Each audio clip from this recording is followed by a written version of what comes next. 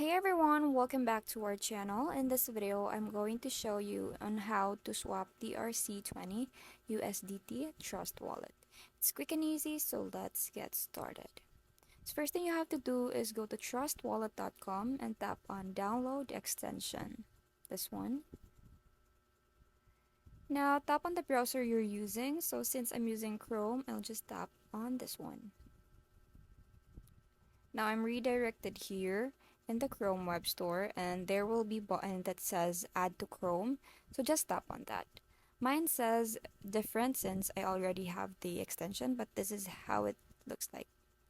After you added it on your Chrome, check it in here in this button at the top, and then open Trust Wallet.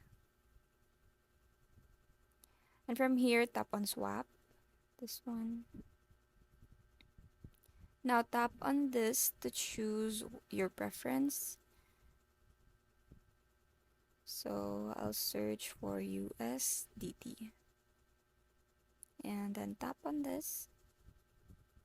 Now you can also select what token you're gonna use. So in my case, I'll search for BNB.